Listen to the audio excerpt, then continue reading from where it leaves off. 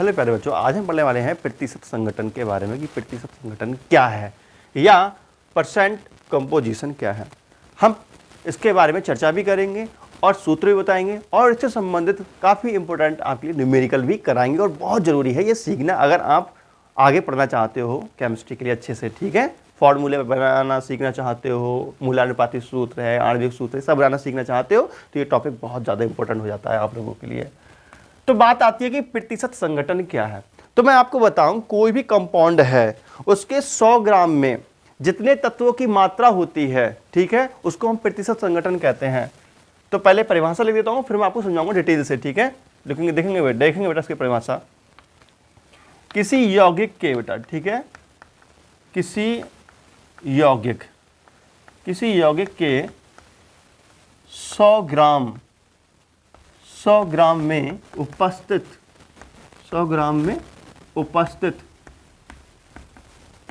तत्वों की मात्रा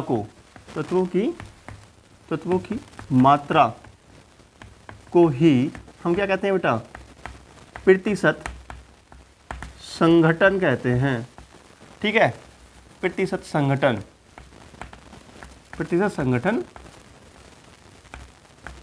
कहते हैं। प्रतिशत संगठन के लिए फॉर्मूला क्या होगा? ठीक है, तो देखो मैं आपको बताता हूं। तो इसके लिए फॉर्मूला बनाने के लिए हम देखो मान लें, माना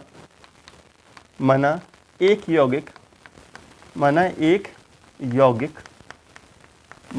यौगिक बेटा जो है, मान लीजिए है आपके पास AX2/3 है। तब देखो प्रतिशत संगठन कैसे निकालेंगे, तो हम परसेंटेज अब निकालेंगे बेटा। देखो तो हम निकालेंगे ए का प्रतिशत संगठन। ठीक है, परसेंटेज ऑफ ए, ठीक है, परसेंटेज ऑफ ए ही लिखेंगे इसको। ठीक है बेटा, तो देखो कैसे निकालेंगे बेटा, लिखेंगे molar mass of A,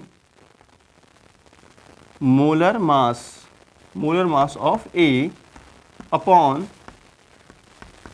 molar mass of compound, जो भी दिया है, मोलर मास ऑफ कंपाउंड। ठीक है बेटा, समझ में आया इसका मतलब? इसका मतलब ये है कि इसको हिंदी में लिखना चाहो तो ऐसे लिख सकते हो, तत्व ए की प्रतिशत मात्रा कितनी हो जाएगी बेटा, मोलर मास ऑफ, ठीक है, मतलब तत्व ए का मोलर द्रव्यमान, ठीक है, इसमें 100 और होता है, अपॉन यौगिक का द्रव्यमान जो भी दिया हो आपके लिए बेटा। ठीक है, एवं यौगिक का मोलर द्रव्यमान।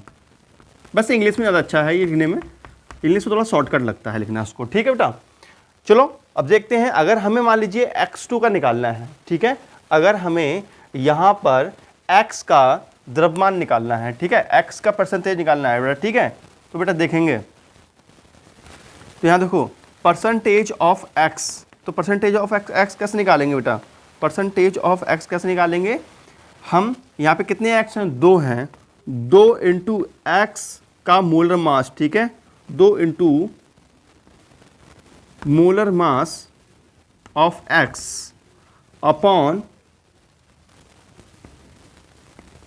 मोलर मास इन कंपाउंड। ठीक है, molar mass of compound into 100। ठीक है बेटा, और ये एक फॉर्मूला हो गया, देखो ऐसे हम निकालेंगे, ये फॉर्मूला हो गया।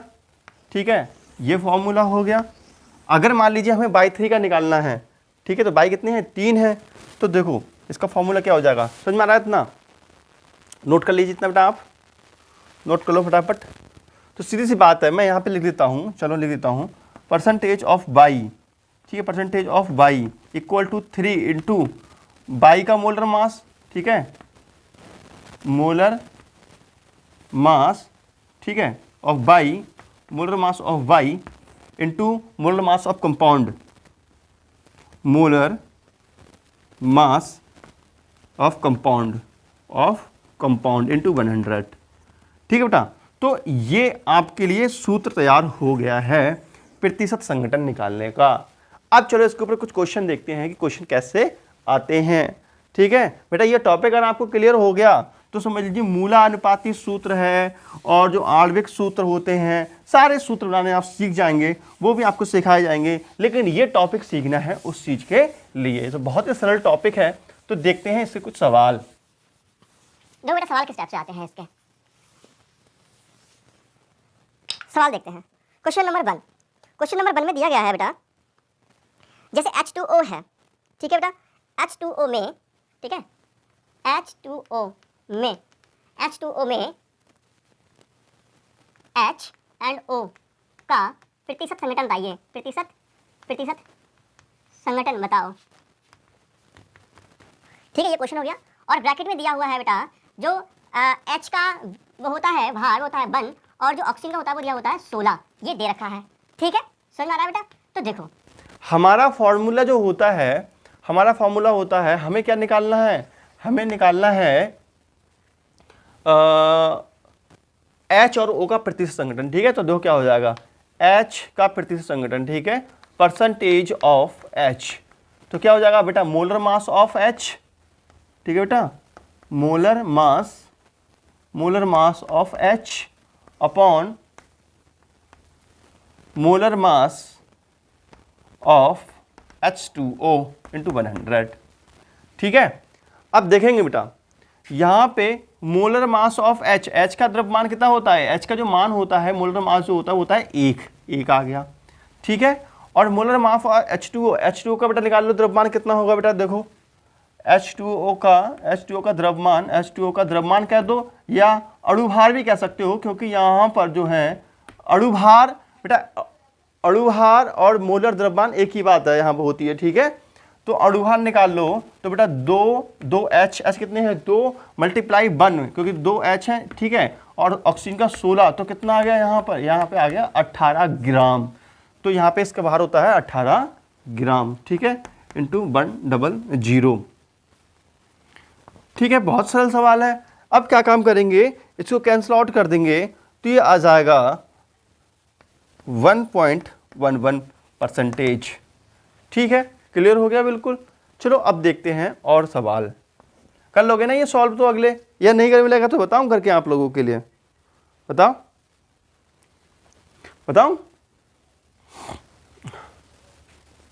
देखो बेटा इसको कर लेना अपने आप सॉल्व। ठीक है, अब देखते हैं परसेंटेज ऑफ ऑक्सीजन।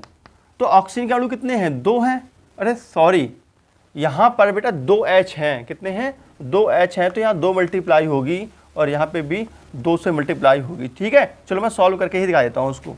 तो 2 एकम 2, 2 नेम 18, तो यह आ जाएगा 1/9। ठीक है, इंटू 100, या इसको हम लिख सकते हैं 10/9 इंटू 10। ठीक है, अब भगा देते हैं। देखो बेटा भगा के देखो कितना आएगा आंसर। तो ध्यान से देखेंगे, 10 और 9 से भगा दो तो यहाँ पर 9 एकम 9 हुआ करते हैं हमारी तरफ, तुम्हारी तरफ भी हुआ करते होंगे। तो कितना बचेगा, 1 पॉइंट लगा दो, 0 बढ़ा दो, तो 9 एकम 9। ठीक है बेटा, 1 बचा, फिर 9 0 बढ़ाएंगे, फिर 10 बना देंगे यहाँ पे, 9 एकम 9। तो ये आ जाएगा इस तरीके से। ठीक है, समझ में आ रहा है बेटा?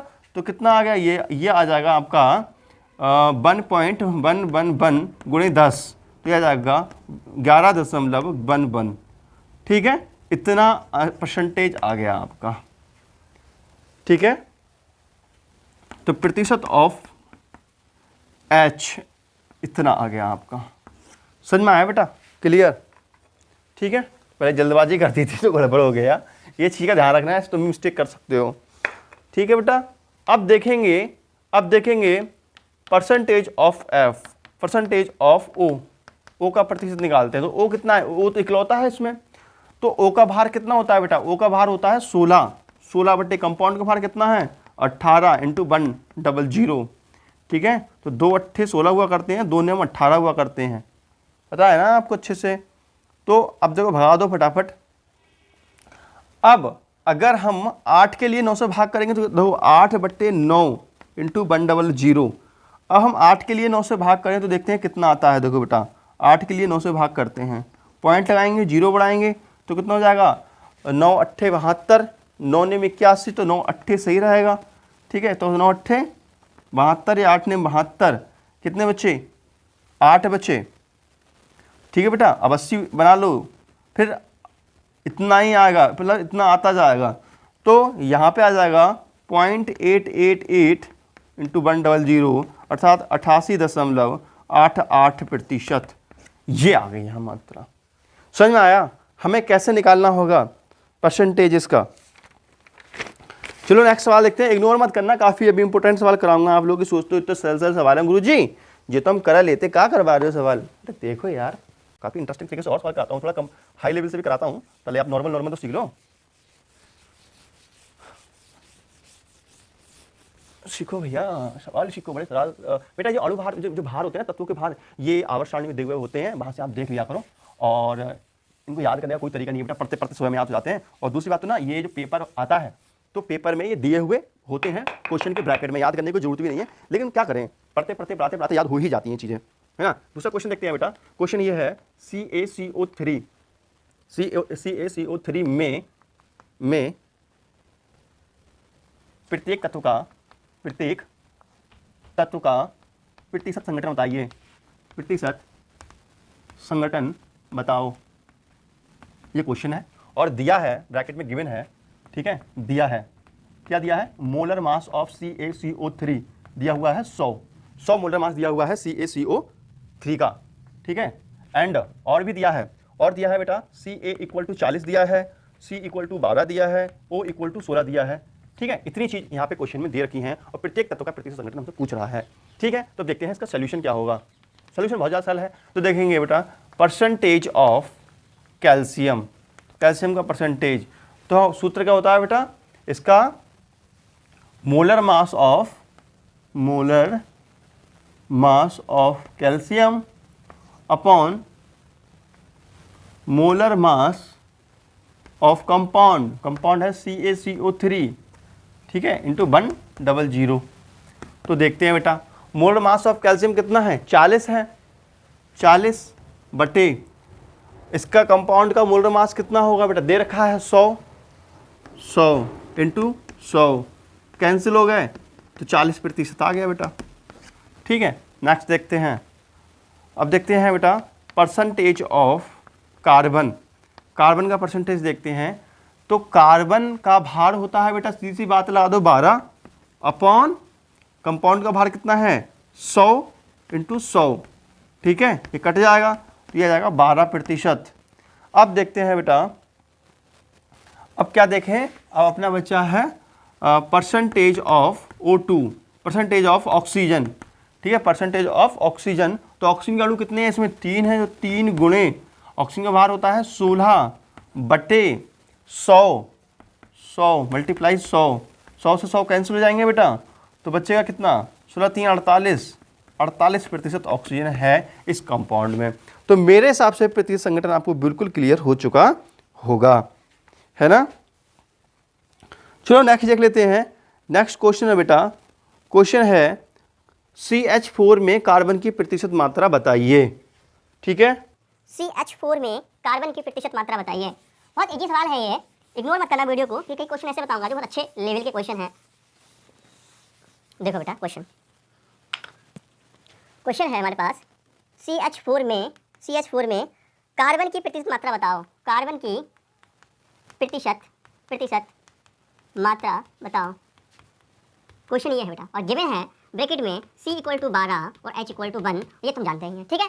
तो देखो कार्बन की प्रतिशत मात्रा, ठीक है, percentage of carbon equal to molar mass of carbon upon molar mass of CH4, ठीक बेटा, CH4, तो इनटू ये है।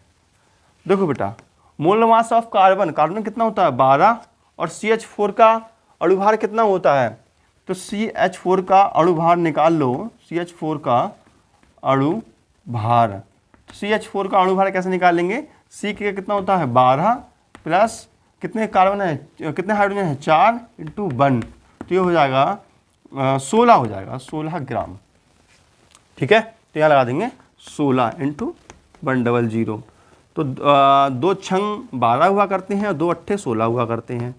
ठीक है, अब 6 के लिए 8 से भाग दे दो। अच्छा, और कट जाएगा, 2 3 6, 2 चौक 8 और 3/4 इंटू 100। ठीक है, तो अब 3 के लिए 4 से भाग दे देंगे ऐसे करके। ठीक है बेटा, पॉइंट लगाओ, 0 बढ़ाओ, तो 7 चौक 28 में 4 सत्ते 28, बच्चे 2 और 0 लगा लो कि पॉइंट तो लगा हुआ है, 4 पंजे 20।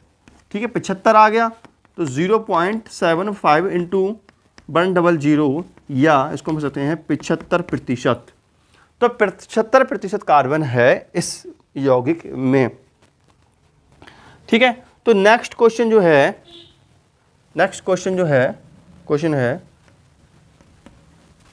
यूरिया का सूत्र होता है बेटा NH2CONH2। ठीक है, यूरिया में नाइट्रोजन की प्रतिशत मात्रा बताइए। यूरिया में नाइट्रोजन की प्रतिशत मात्रा बताओ। और यहाँ पे जो गिवन है दिया हुआ है मोलर मास ऑफ NH2CONH2, मतलब यूरिया का मोलर मास दिया हुआ है वो है यहाँ पर 60। ये बात यहाँ दे रखी है इन्होंने। ठीक है, तो बहुत ज़्यादा इजी सवाल है, आपको समझ में आ गया होगा इसमें क्या काम करना है हम लोगों के लिए। तो देखते हैं इसका सोल्यूशन बेटा, कैसे उसका सोल्यूशन होगा। देखो, परसेंटेज ऑफ n। ठीक है, मतलब n की प्रतिशत मात्रा, तो n की प्रतिशत मात्रा कैसे निकालेंगे बेटा? n का द्रव्यमान, n का मोलर द्रव्यमान, n का मोलर द्रव्यमान कितने हैं? 2 हैं, तो 2n का मोलर द्रव्यमान, तो एक n ये है, एक n ये है, बटे यौगिक का मोलर द्रव्यमान, मतलब NH2CONH2 का मोलर द्रव्यमान कहो या अणुभार कहो, एक ही बात है यहाँ पर। ठीक है, तो देखेंगे 2 इंटू n का भार कितना होता है बेटा? 14 होता है, 14, और NH2CONH2 का भार कितना दे रखा है? 60, और इंटू 100 कर लो बेटा गुणा भाग, ये कट जाएगा, बचेंगे 6, तो 2 एकम 2, 2 3 6, 14/3 इंटू 10, भगा लो बेटा, भगा सको तो 10 हो गया। 14 के लिए 3 से भगा लो, 3 चौक 12 हुआ करते हैं हमारी तरफ, पॉइंट लगाओ, 0 बढ़ाओ, 3 छक 18 हुआ करते हैं हमारी तरफ, तो 666 आ जाएगा, तो आ जाएगा 4.666 इंटू ये, या 46.67% लिख सकते हैं इसको। ठीक है, तो ये आ गया इसका आंसर। नेक्स्ट क्वेश्चन मैं आपको बता दूं, क्वेश्चन नोट कर सकते हो आप लोग। H2O2 में हाइड्रोजन और ऑक्सीजन की प्रतिशत मात्रा बताओ। ठीक है बेटा, H2O2 में हाइड्रोजन एंड ऑक्सीजन की परसेंटेज मात्रा बताओ।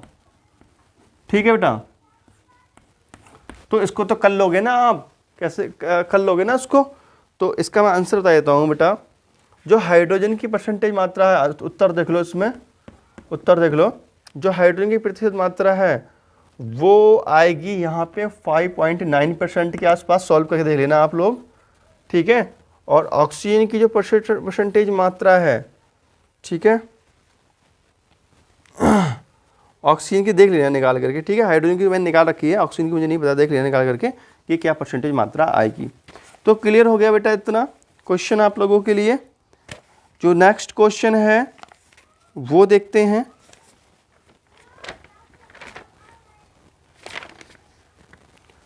चलो, इतने ही क्वेश्चन देते हैं, और सही है बेटा। वीडियो अच्छा लगे कर दीजिए लाइक, चैनल करिए सब्सक्राइब। फिर मिलते हैं बेटा नेक्स्ट वीडियो में, नेक्स्ट लेक्चर में। और फिर वीडियो अच्छा लगी प्यारा सा क्यूट सा कमेंट कर दीजिए वीडियो अच्छी लगी तो आपको। मिलते हैं नेक्स्ट वीडियो में। तो नमस्कार, जय हिंद, वंदे मातरम, बाय बाय बेटा।